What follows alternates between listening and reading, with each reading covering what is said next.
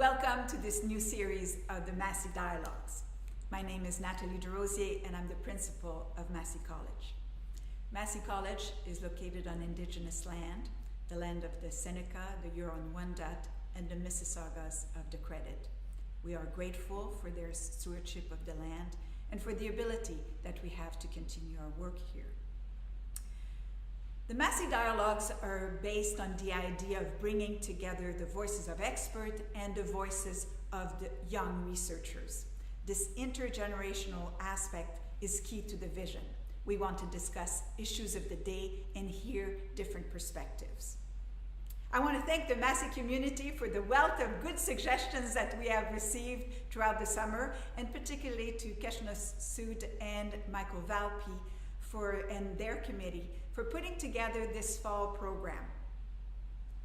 Enjoy today's discussion.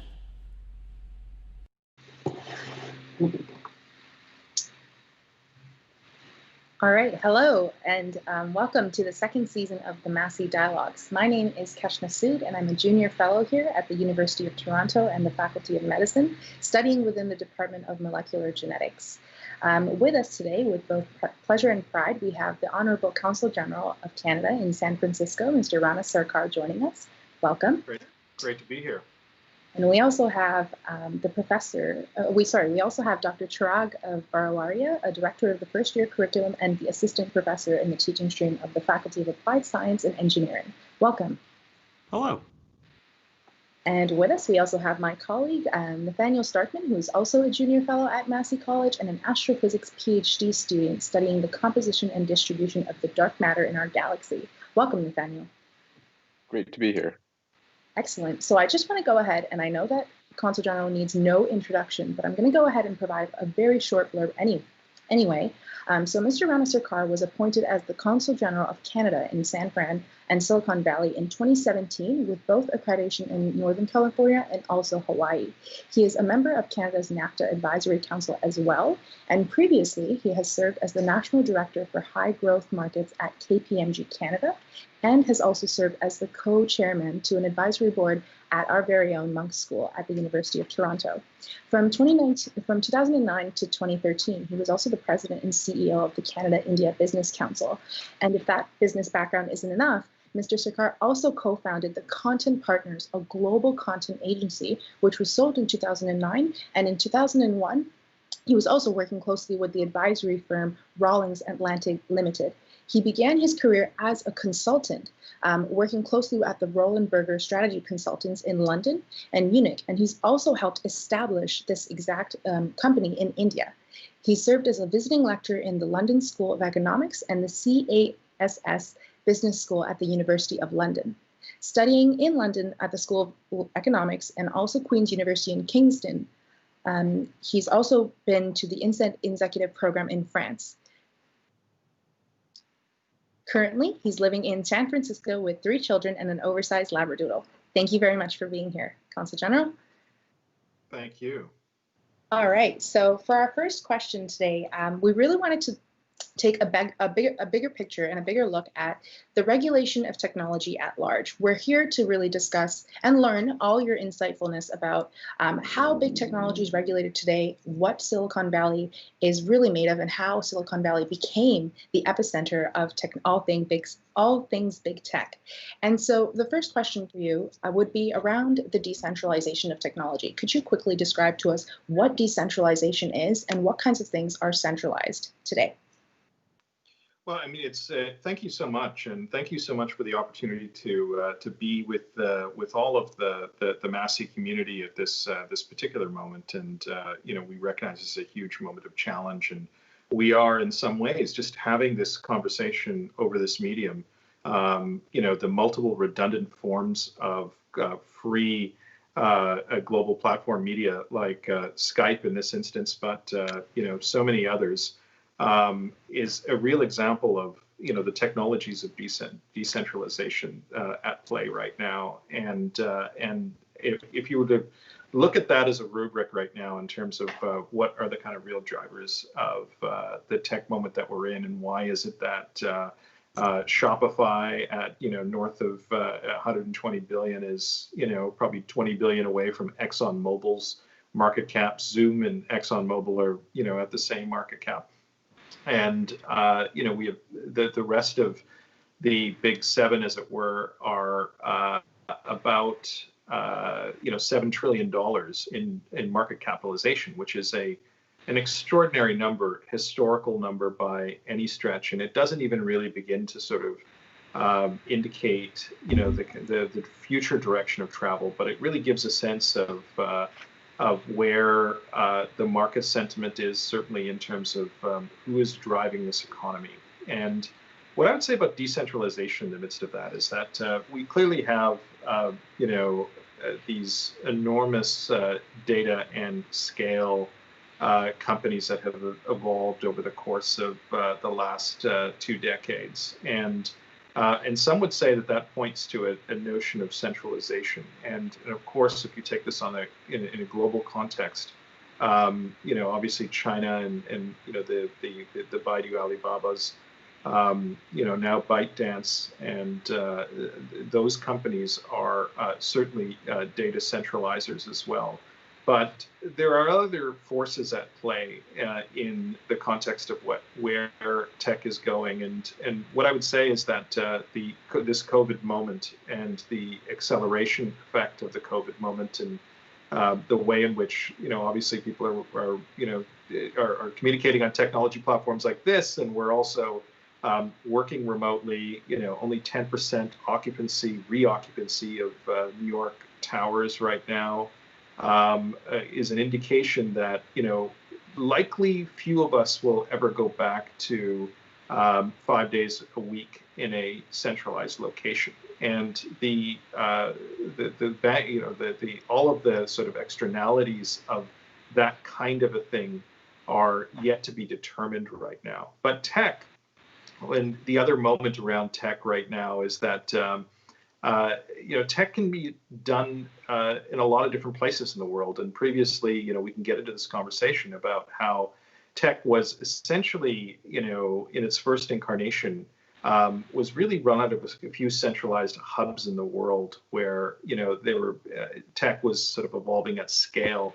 And Silicon Valley was clearly one of them. But the capacity of other places to sort of not rival necessarily Silicon Valley, but to also sort of provide alternate hubs for the growth of technology. And Toronto, of course, being one of them, obviously the fastest growing in terms of tech jobs, grew more tech jobs than San Francisco, Seattle, and New York combined in 2018, and is an extraordinary story. But the other part of that story is that people are able to build scalable companies and to work in distributed ways and grow distributed companies in a much more capital efficient fashion right now, and also in terms of scale and access to market and to talent, a much more distributed fashion. So what else I would say is that there's these two tension points between sort of the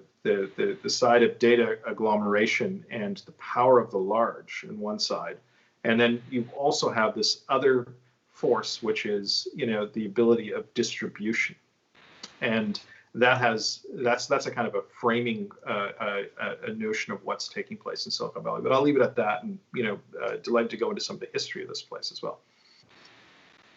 Yeah, that sounds wonderful. And so what would you say is, like you mentioned capacity in your answer, and how different places have the capacity or the potential to build as large as Silicon Valley has. And what would you say would be the recipe in that mixed bag of what's actually needed from a place? What kind of, are we talking investments from big hedge funds from the get-go? Are we talking about location? Is it real estate? Or is it just, pure concentrated talent at that point?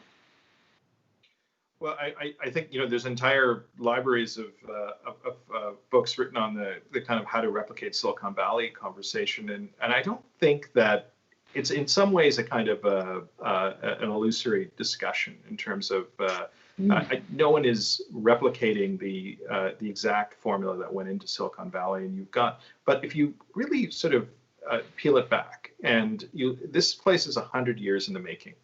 I mean, you could say it started as walnut groves, and then in the early days of telecommunications, and particularly in radio and in tube-based technologies, there was some research that happened out here, and the relationship between Stanford University, particularly, and the growth of Stanford, and the also sort of government contracting, and so you had a lot of the early defense industrial base in the early 20th century. Started having a kind of a Silicon Valley outpost, and not disconnected to sort of the military positioning that was out here as well. And that patterning of technology and technologists from MITs and the East coming to Silicon Valley to work in a distributed fashion, funded by essentially defense contracting, and then building a sort of a funding ecosystem around that, but all kind of congregated around Stanford University. That was the kind of essential kernel, and you apply that through the various technology revolutions that took place. You go from transistors to semiconductors, silicon chips, now software, and then now SaaS-based technologies and beyond.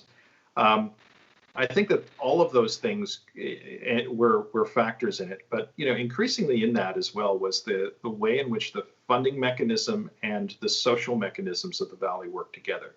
And so the funding mechanisms were, of course, you've got some of the first VCs and VCs of scale that were out here, and that was important. But also important was the sort of engineering, sort of DNA of the companies that were created out here, and famously places like Hewlett Packard and others, and where talent was essentially mobile, and it was also encouraged that people left the company to go and grow in other companies. And so this idea of entrepreneurship, multi-generational entrepreneurship, has been baked into the DNA of the Valley. But what can't be missed in the midst of that, and a lot of people talk about, the particularly from the 1960s onwards around this place, that real sort of counterculture meets, cyber culture, Stuart Brand's Whole Earth Catalog, all of the stuff that was coming out of that, also played into this great 60s moment of San Francisco.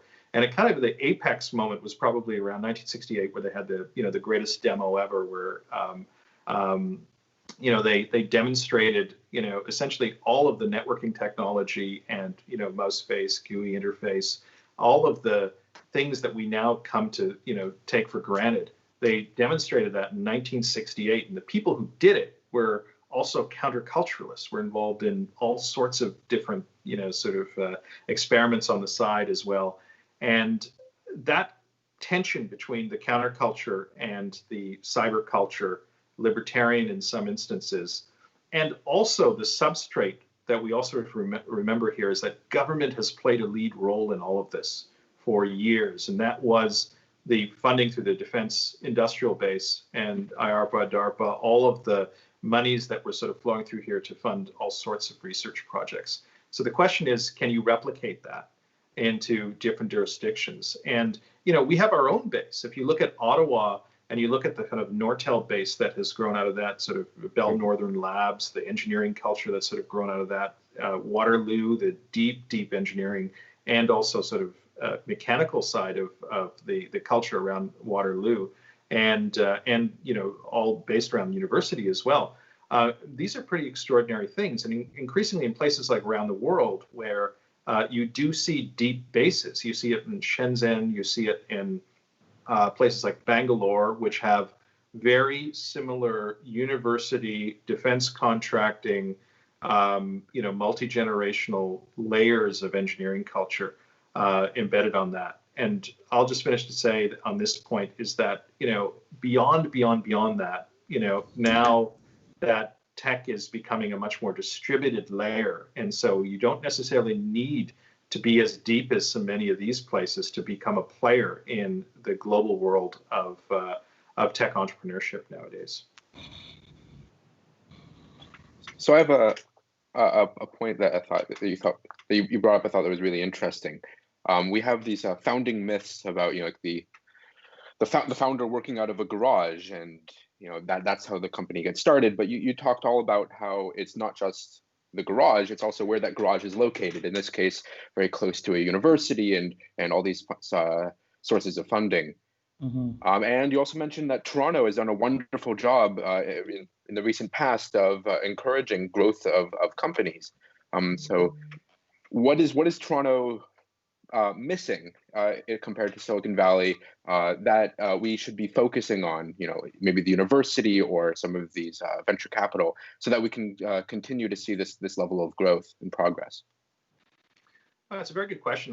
And what I would say is that, Toronto shouldn't try to become Silicon Valley. It should become Toronto, because it is its own successes. I mean, this next phase of technology growth, what we do know about it is it's going to require talent at scale, talent that is circulating, global access to talent. It's going to require a certain scale itself, so that, you have multiple redundant jobs. So you just don't have one place to go work, you have 10.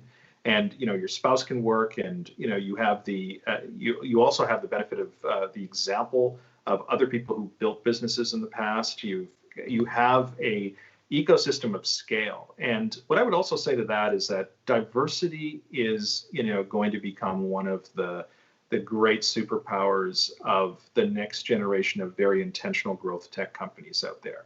So we've gone from the period of, move fast and break things. We've gone through the period of, build a technology and worry about the externalities later. We are now moving into a period where people are going to be looking for intentional growth, starting with regulators at the beginning, looking at developing diverse communities within the company itself, and also sort of connected to global platforms. All of that Toronto has in spades. What we really need is we need a bit more time. And a place like Toronto, it needs another, iteration of founders, and we're already seeing that generation of founders. I mean, the fact that Shopify alone is, 50x on its IPO, probably, while we were sheltering in place, has probably generated more new dollar millionaires than we've generated in quite a while, who are all probably in their, probably under the age of 50. Who are thinking about the next thing that they're going to build. And so you're going to require that, plus the fact that, the venture ecosystem is getting a lot deeper. We've got these deep pools of direct investment talent or capital that's also sort of looking at getting into this space. And so there's this kind of collision of events. But really, if you were to ask me, what Toronto really needs, I think it needs more people and more, energy, and it needs, the policy that we've developed, intentionally, and there's been a lot of policy development that's worked into it as well. But it's going to require, some of the ecosystem to sort of grow on its own. And if you were to say that Toronto was, the city that I grew up in, when I grew up, Toronto was a very different place, 40 years ago than it is today. And if it could be, double that in the course of the next, 7 to 10 years, I think that will become its own sort of auto-generative engine for Canada. That's very interesting. So with us, we also have Dr. Chirag Variawa, who has also done a lot of multidisciplinary teaching and collaborative research that brought together engineering education, industrial engineering, and also artificial intelligence.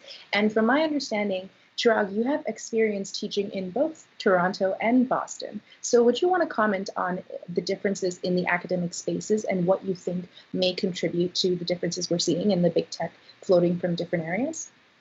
Sure. As Rana very clearly puts, diversity is a strength, right? And where you have diverse opinions, diverse people coming together, and you have representation, I think you can really create a crucible or an environment where wonderful ideas can mix, good ideas flourish, bad ideas are challenged, and we do appreciate the progress that we can make together. I've had my experiences in teaching in Boston and teaching in Canada, and there's pros and cons everywhere. I think we have wonderful students across the spectrum. There's wonderful learners out there and great support systems. But one thing I would say is that showcasing these opportunities to an international audience or for students who are really driven to learn, and supporting them through this process by making them feel as though they belong in that process is key. Nobody really wants that student at the back of the class to just keep their ideas to themselves without knowing that, there's lots of resources available for us to support those ideas through to fruition. So we want to call out to those students. Keshna, I'll flip your question around just a little bit to say, in this reality that we're in, doing things online, I think a challenge is that the onus is somewhat placed on the student as well to kind of speak up, to put that foot down. And I think, as a matter of privilege, some students might be more open to doing such things, whereas others may take more of a back road and say, well, I'm not going to speak until I'm asked a question, right? And so kind of privilege, equity, and those conversations need to be at the forefront. We need to be supporting our students as they grow, learn, and develop. And once we are able to support that community of learners, I think these ideas will be able to bounce around and flourish in a way that we haven't seen before. So, and I think Canada is in a wonderful place to support that. I have the pleasure and privilege of having students from around the world. I'm right now teaching a course with over 1,000 students in it. And really, it's a one-way transmission unless it's office hours. So I hope this material is landing and that students are seeing this and using this technology that we have to connect with people around the world. I'll give you a little story, and that is, we're in the first year, we're looking at creating design teams for engineering projects. Traditionally, these teams would be doing hands-on projects and so on. But now what we're thinking of is, oh my gosh, what if students are in a different time zone? If they're 12 hours apart, how are they going to find a common time for everybody to meet? Whereas, it's not 2 o'clock in the morning for one and 4 p.m. or 12 p.m. for another. And so some of the conversations at the table said, well, why don't we group those students together in the same time zones? Well, as a matter of convenience, that could be great for those local students. But at the same time, what you could be doing potentially is that you are limiting the diversity of that group of students, right? You want those students from different time zones to talk to one another. And so you're in this kind of moral and ethical dilemma of how do you support diversity, support students to grow and develop, but at the same time, enable equal access to the instructional content. And so those are just some of the conversations that emerge. And we're all learning from this too. We're learning from this each and every day. Beautiful. So it's very clear that diversity is a huge impact. And I know this firsthand, like being in a group, being at Massey, for example, being amidst an interdisciplinary background where you aren't surrounded by, in my case, scientists or people that are working in biotechnology specifically, really does open your mindset to an array of different ideas and also an array of current events that you may not be privy to without the certain company. So how do you think your diversity or the diversity you've experienced at U of T has kind of influenced your career trajectory? So I would like to run both of you by your careers, how you've ended up where you are, and also what it took for you to get there. Did you have an instrumental mentor in your life that's kind of helped you become aware to the opportunities you have? Chirag, I know you've stuck to a more academic-based role, and I know that you've also had experience outside of academia, and also in the case of Consul General, it's very uncommon for a Consul General to be from a business background and to be such a good entrepreneur, and also have the skills to run policy and understand that. So first-handed, I would love both of your insights on the past little history you have. With Chirag, please. Okay, sure. So happy to go. I think we all bring a wonderful story behind where we are right now. I'm very it's my pleasure and privilege to be here. Supported by my family and friends, and certainly professional mentors along the way. One of the things that really supports me along the way is for your community to help you feel as though you belong, and that sense of belonging can try to help because can be supported by the community around you, the colloquialism, the language that you're using to make you feel as though you're part of that learning experience. One thing that I will share is that when I was going through my undergrad and then my grad, the issue of language and culture were integral and so important to me.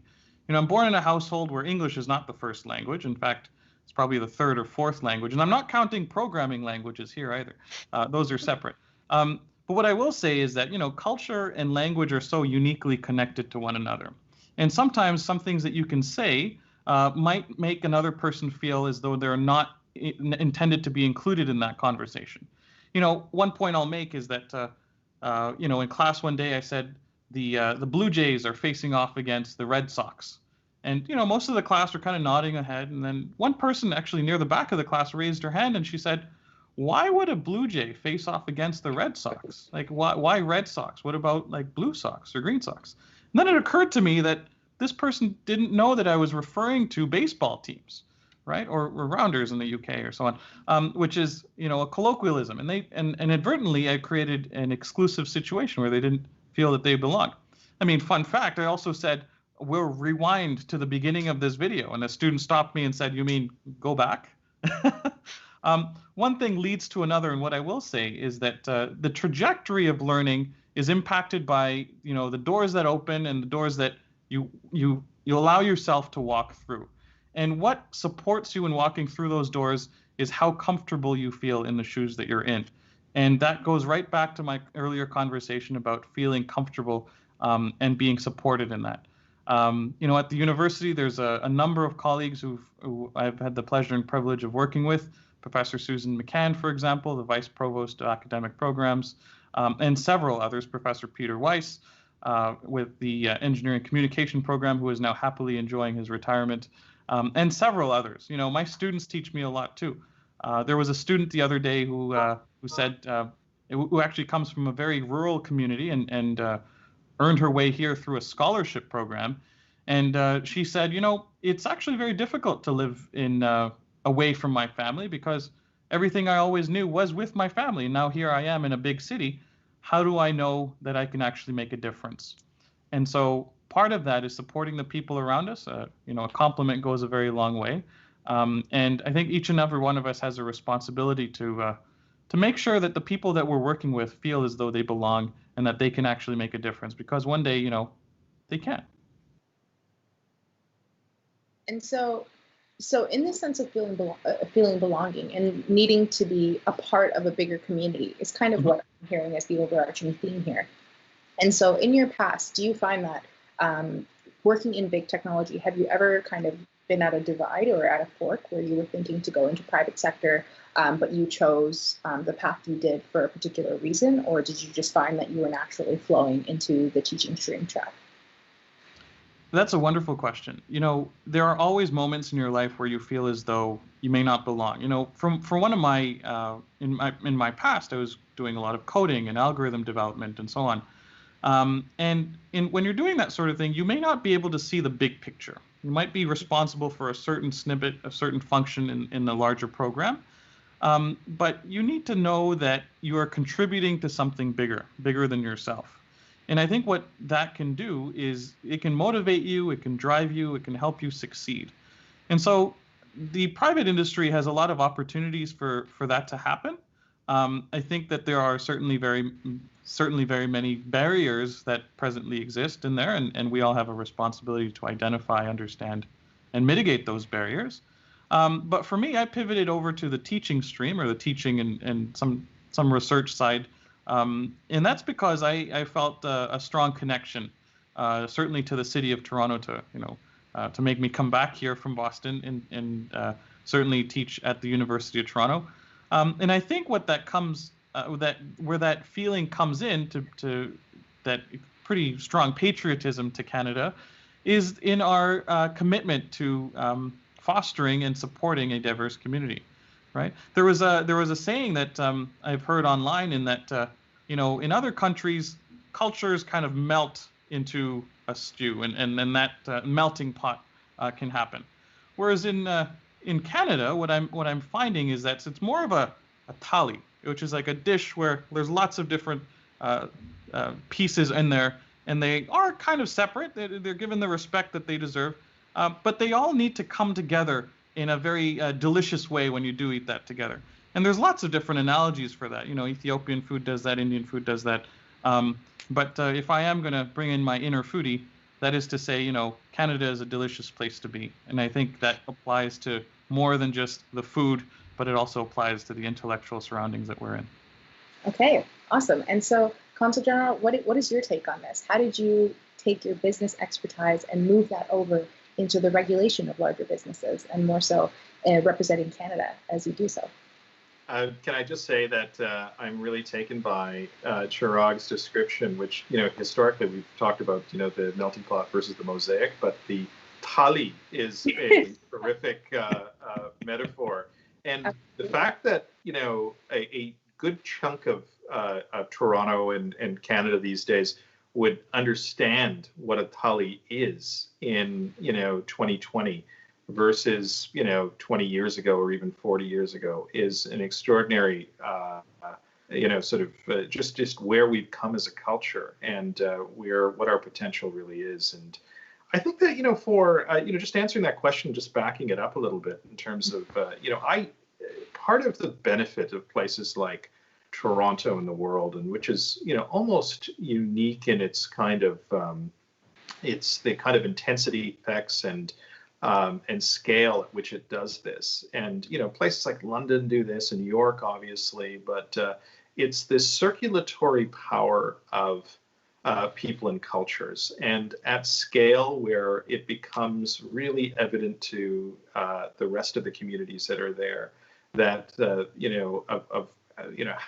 how all these communities integrate and connect, and that's circulatory power. Like Salman Rushdie once said that the literary motif of the 20th century was human mobility, and it's likely that this next century is even going to be more mobile, and it's not just because of climate. It won't be just because of many other forces in the world that are going to generate more mobility, but places like Toronto and the DNA that we've crafted in Canada around managing and really trying to take the best out of diverse communities is hard work, and it needs to be visible work, but it is the kind of work of the 21st century, because those the impact points and the real benefits we may not see, and I may not see in my working and living lifetime, but it will certainly be there. In terms of my own career trajectory, like I've been somebody who has always been interested in the arc of what not just public policy, but also sort of the arc of the new in business. And the kind of motivating forces, growing up was, the recognition that, the geoeconomics of the world are changing. Places like not just China and India, but, the rise of the West is happening. And I saw that firsthand very early on. We also started to see the early impact of climate in terms of how that's going to impact the world. And generation within organizations, and how that transition between the boomer-led reality to a millennial-led reality is going to change organizations. And of course, the substrate of a lot of this was the profound technological changes that were taking place. And so, I've always been a great reader of the intersection of these trends. And so, if you see, and it's always been something I've been attracted to. And so, what that enabled me to do was to sort of really just pick and choose into a variety of different disciplines, and not particularly take hard decisions around, oh, I'm going to be a public policy person, or I'm going to, teach, or I'm going to, sort of be somebody who, rises through the ranks of a business organization.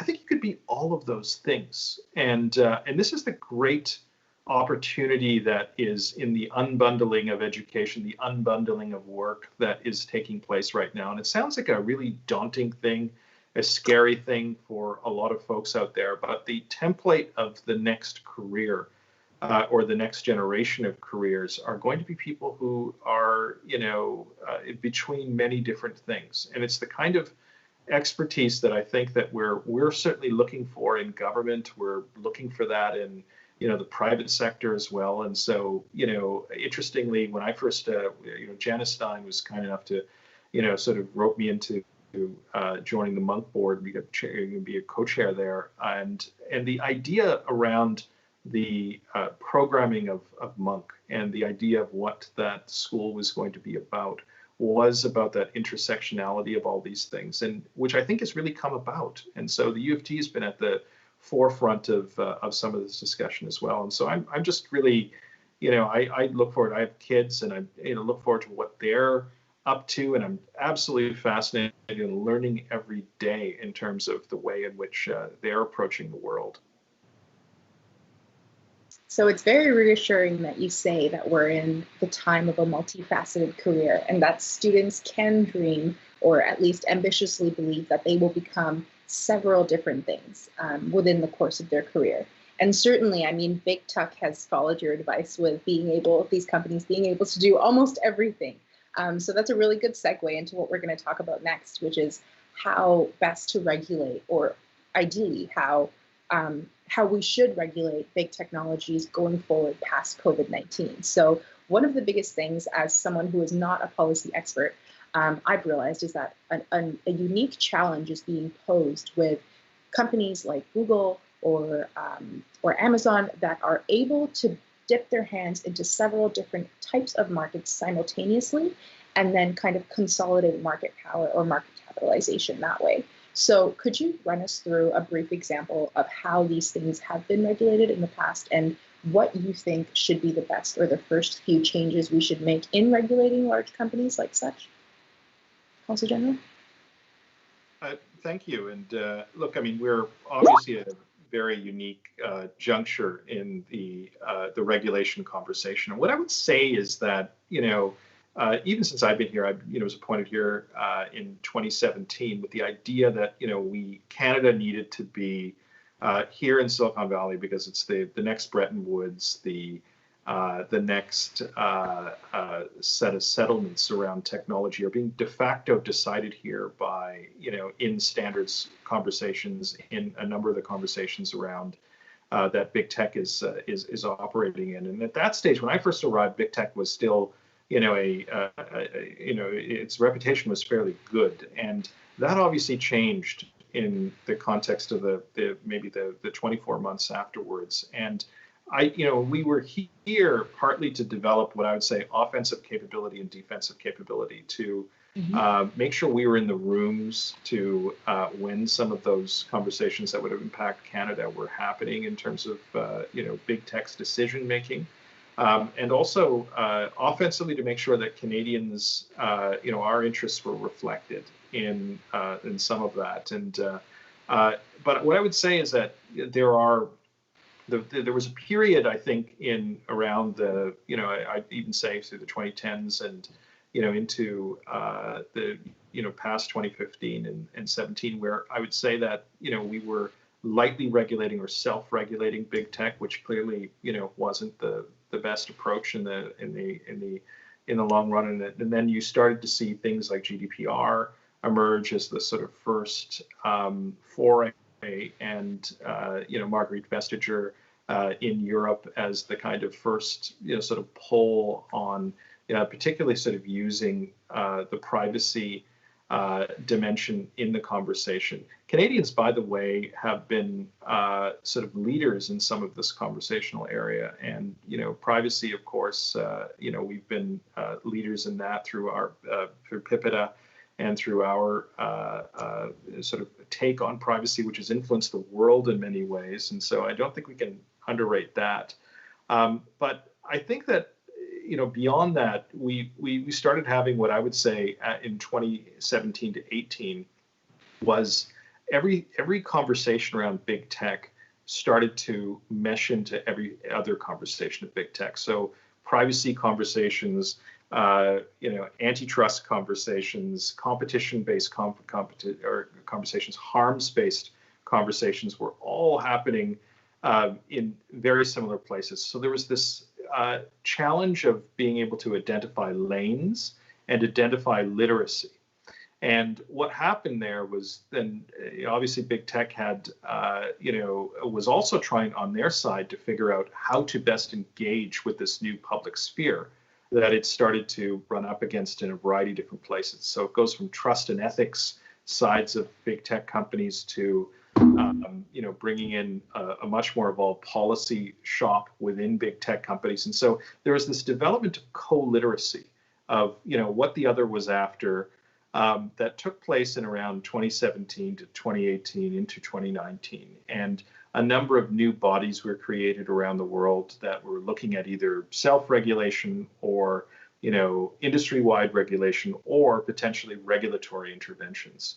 And what I would say is that we are now in a third phase of the conversation, and it's gone beyond problem identification to we've now evolved a certain level of literacy and capability in recognizing what tools we currently have within our arsenal, from the human rights discourse to privacy legislation, antitrust to competition-based legislation, to impact this conversation. So problem identification to now sort of solution identification. And a lot has also gone on at the global and the international level in terms of just being able to develop a lot of shared learnings there. And so we had everything from the Grand Committee, which a number of parliamentary organizations in many Western countries that have got together to really have a look at starting with election harms, but also looking at many other aspects of big tech. But many other examples of how we've evolved this kind of international discourse as well. And so if it's taxation, if it's antitrust, if it's competition-based sort of interventions that we're looking to make, we're all now comparing notes. And so this is a very, very fertile period for the regulation conversation, because people have gone away. You probably saw a big difference. So just to give you one example of the U.S. congressional process between their first sort of grilling of big tech in many ways to the most recent conversation, where much more granulated and much more, you could tell a lot of work was being done, particularly on the antitrust and the competition side, that we can look forward to. In Canada, we've been, quite frankly, in typical Canadian way, like when we've been doing our homework on these issues. We've been working with our global peers in many instances, trying to compare notes. And we obviously have we need to figure out who we are in the scale equation as well, because these are big global games, and we're potentially looking at a splinter net evolution in the world, and so there's enormous geopolitical and deep economic consequence overlays to this conversation. But we've got a lot of really good pieces in this, including some of the interesting work on data trusts that I think is a very strong interest, but also sort of how you apply diversity lenses to tech as well. I think that's an enormous contribution that we could make. Excellent. And Chirag, I think you have a point to follow up. Yeah, I think those are very very wonderful points to put there. But an example that I wanted to bring to this is actually one that's very pertinent to diversity and inclusion, but particularly with respect to the technology lens. If folks on this call or others are going to use things like Google Translate or other translational software, and they were to create a phrase and type it in, such as John is a nurse, he is having a great day, and then you take that phrase and you convert it to another language, and then you convert it back to English. And what you're going to get is John is a nurse, she is having a great day. Now, there is some sort of processing that went into this that converted he is having a great day to she is having a great day, as it is associated with John being a nurse. And so what I think what we need to think about is the responsibility that folks in the tech sector have to support diversity of thought, and in all its ways. It shows up in artificial intelligence. It shows up in other areas as well. But Keshna, I think your original point had to do with regulation.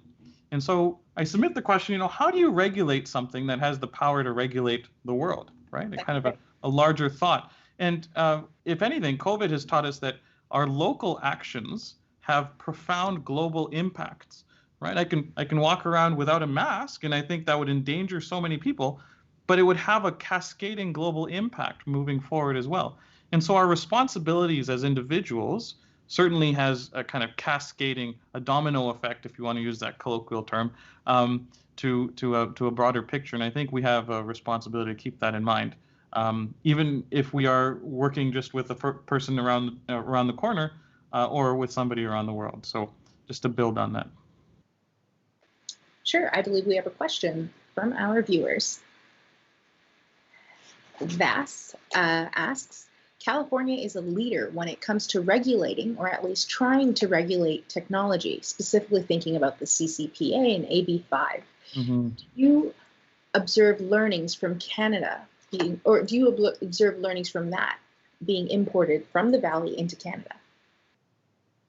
Oh, certainly, and shout out to Vass. And if you're not on Vass's reading list or email list on tech issues, you're missing something. You should be on it, and she's doing great work. And thank you for that question. And I think that the 85, particularly, and just looking at looking at gig workers particularly, and looking at whether they constitute full-time roles and what the kind of backstop towards that.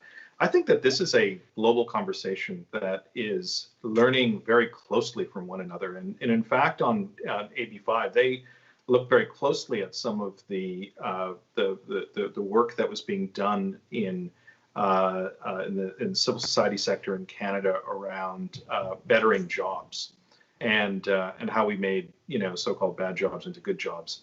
And that, I think, has informed that conversation. But I think that, as California does on so many things, from, air quality to, emissions regulation, I think that, the kind of policy that we're seeing in California on this is certainly going to reflect. And but it's also sort of in concert with, like, there are many other pieces of legislation around the country and also the world that will also co-influence what's happening in California.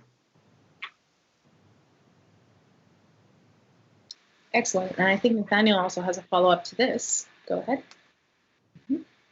Yeah, it's really interesting talking about importing regulations. We're also, as you said, in this moment of increasing scrutiny in terms of monopolies.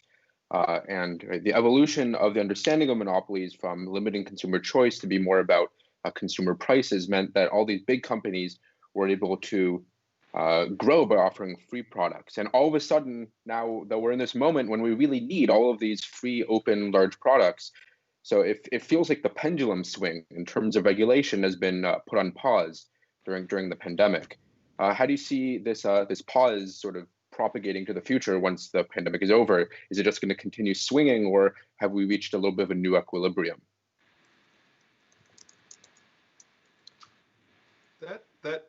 I think that's a very interesting point around the role of COVID, particularly in this context. And I think that what I was really surprised with, and I think the initial assessment was in the first few months that, oh no, COVID is going to create a sort of a chilling effect on all of the regulatory efforts, and certainly because it just will take over the agenda in many ways. And big tech in many ways also came to the table in COVID, and became we live in a sort of an Amazon delivery culture, of course, and Amazon went from net 12 to sort of 20% of retail in many places, and online has gone to 30%, which has all sorts of triggering effects. And so we become very dependent on tech in a variety of ways, not the least of the fact that we're speaking across tech right now. Mm-hmm. But that, I would say that, I was really surprised in the last 3 months by the continued uptick in the conversation. And I think that the phase that we're going into now in the tech conversation is what I would call the sort of big tobacco social harms phase of the conversation, and which is a very interesting and evolved lens now on big tech right now, is to look at, not just big tech, but tech more generally, is to look at the externality effects of technology and start to measure and start to hold accountable for externalities. And I find that aspect of the conversation from a regulatory lens very interesting and very fruitful, and has not stopped at all during the pandemic. That's a very good point. So a lot of these big companies do have a lot of different markets that they're employing under. So it's very hard to regulate a delivery service the same way you would regulate information search engine the same way you would regulate something else. So if you have a market, or if you have a company, for example, it's clear that the legislation will be a bit lagging behind after the fact, just because there's all these new technologies and all these new innovations that kind of need to take place before you analyze the right way for them to take place. So with that, I really see three different areas where legislation needs to focus. And Consul General, I'd love your opinion on this, and also where our interest would lie. So the first one that I see is maybe content policy. So let's refocus on how information is spreading with COVID-19 and with the pandemic. We see that big tech has been fantastic in the sense that yes, we can get things the next day with Amazon's delivery service, but we can also reach out and gain access to information that would otherwise be very, very inaccessible 10 years before the time. And at the same time, everyone does have a social platform that they can use to amplify their voices. So which voices are being amplified usually comes down to a point of popularity as opposed to purposefulness or truth. And in this case, how do you think we should begin to structure and begin to look at different organizations of content policy, but also data, because that's the other arm of big tech, if you will?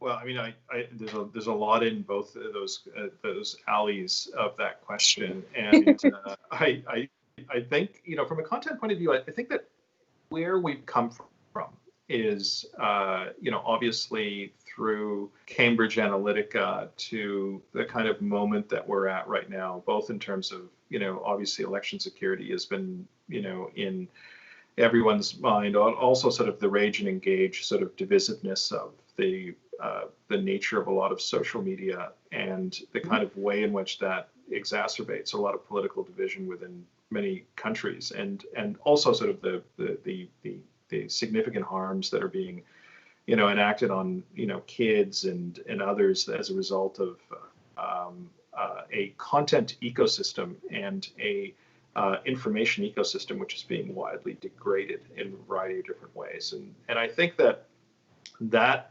recognition this is a system, and how we go about tackling the incentives at a product level in this system, be it the kind of the algorithm, policing the algorithm, or looking at what the kind of financial incentives are for those organizations to be pursuing those.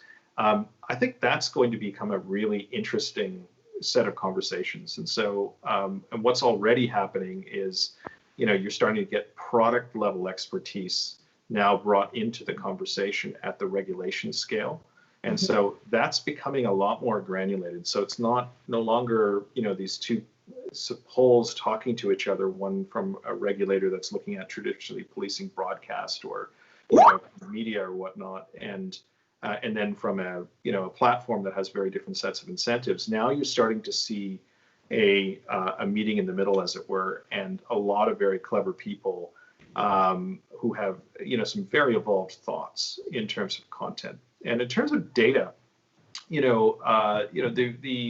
Again, lots of expertise from across the stack in technology that are looking at what the art of the possible is and what the art of the desirable is in terms of data localization, the way in which privacy actually can be, sort of policed at the sort of data level and what that actually means.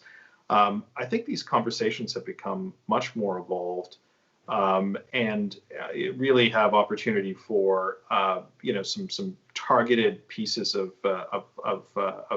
regulation that really impact, could create a decent impact in terms of maintaining privacy, maintaining data accessibility, maintaining, sort of a level playing field on data, but also with the geopolitical overlays that these are very, very different times as well, where, if we do have, these very different data ecologies and very different, so one being a sort of a rights-based sort of data system and another being a, authoritarian data system, then, we recognize that this is a, sort of a plane of geopolitical conflict as well.